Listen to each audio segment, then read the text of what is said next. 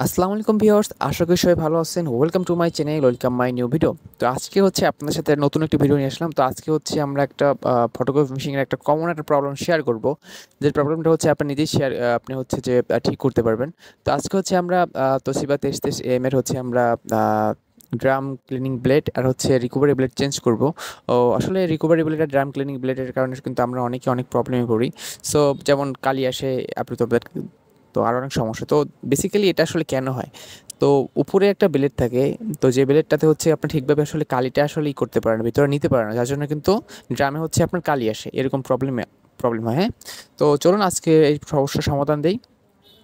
তো আজকের এই ভিডিওতে দেখতে পাচ্তেছেন হচ্ছে আমরা ফার্স্টে ড্রাম ইউনিটটা হচ্ছে খুলে নিব। তো ড্রাম ইউনিটটা খুলে নেওয়ার পরে হচ্ছে এই লকটাকে হচ্ছে আপনাদের আগে ভালোভাবে খুলতে হবে। তো খোলার পর হচ্ছে আমরা হচ্ছে প্রপারভাবে এই পুরা ড্রাম ইউনিটটা হচ্ছে আলাদা করে ফেলবো। তো আমরা একটু এই জাস্ট একটা রডের মতো থাকে, রডটা টান দিয়ে মানে টান দিয়ে বাইরে বের করে আসলেই হচ্ছে আপনার এই এই ড্রামটা হচ্ছে পুরোপুরি আলাদা হয়ে যাবে। হ্যাঁ, আমি যেভাবে যেভাবে করি সেভাবে করবেন, তাহলে হচ্ছে আপনি ইজিলি করতে পারবেন। ঠিক আছে?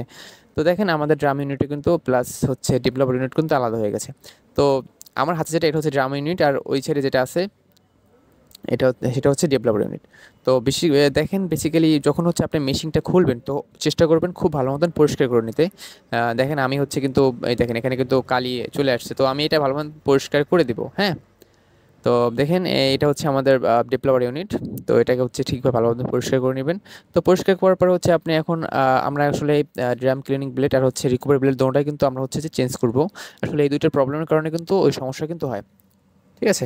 তো এখন দেখেন এটা হচ্ছে drum cooling drum cleaning drum cleaning blade, আর এটা হচ্ছে রিকভারি ব্লেড। তো রিকভারি ব্লেডটা আসলে একটু লাগানো একটু টাফ, বাট ড্রাম ক্লিনিং ব্লেডটা কিন্তু আপনি ইজিলি কিন্তু লাগাতে পারেন। বাট রিকভারি ব্লেডটা কিন্তু হচ্ছে লাগানোর সময় কিন্তু একটু প্যারা খাইতে হয়। সো ভিডিওটা সম্পূর্ণভাবে দেখলে কিন্তু আপনি কিন্তু ইজিলি কিন্তু লাগাতে পারবেন। ওকে, তো ফার্স্ট হচ্ছে আমরা এই ভিতরে রডটাকে হচ্ছে আমরা আলাদা করে ফেলবো। আসলে এটার নামটা আসলে আমি জানি না, জাস্ট বাস এটাকে হচ্ছে আলাদা করে ফেলবো।